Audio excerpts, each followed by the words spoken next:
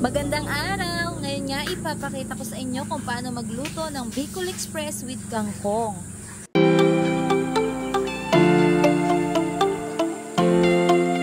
At ito nga ang mga sangkap na gagamitin natin sa pagluluto.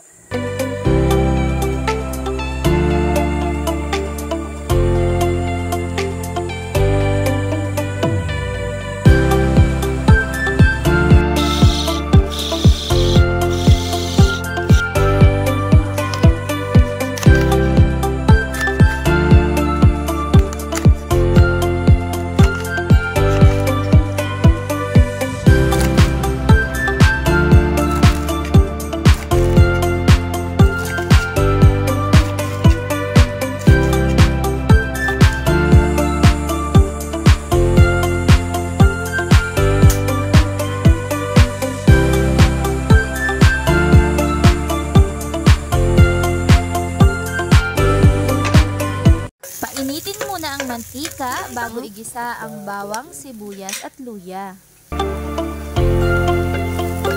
Kapag medyo mapula na o luto na ang mga rekado ay isunod na natin ang karne.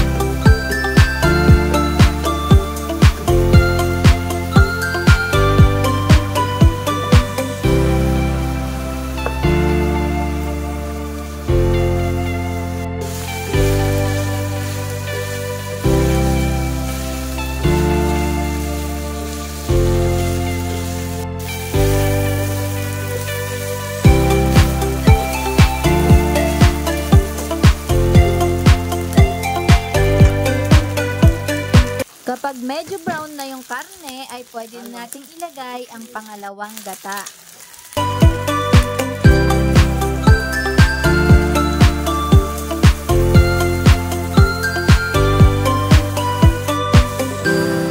Kapag medyo kumakati na ang pangalawang gata, ay isusunod nating ilagay ang dahon ng kangkong.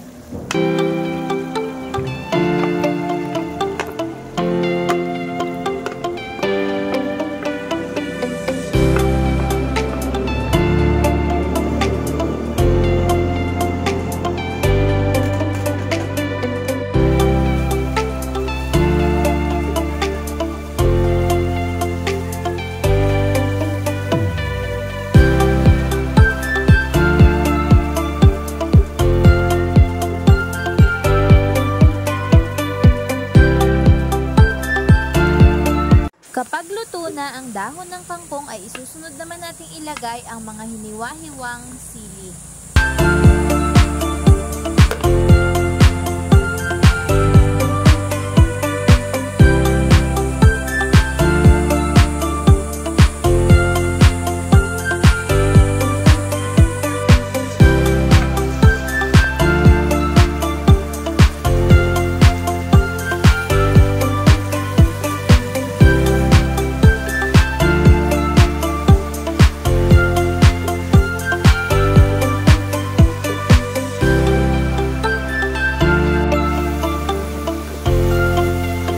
Kapag nga natutuyo na ang pangalawang gata, ay isusunod naman nating ilagay ang unang gata.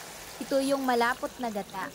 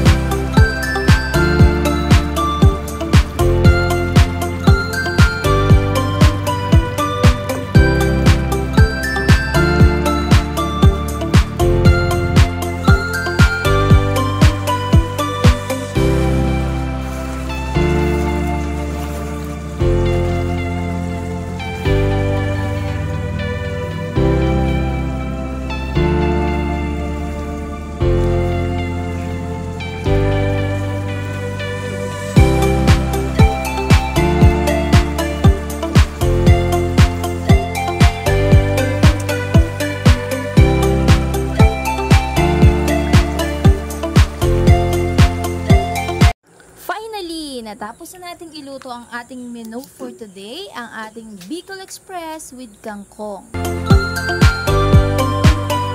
I'm sure matapos mong mapanood ang videong ito ay nagpaplano ka na ding magluto ng ganitong menu. Kaya naman mag-subscribe ka na sa channel na ito para sa mga susunod kong videos. Bye-bye!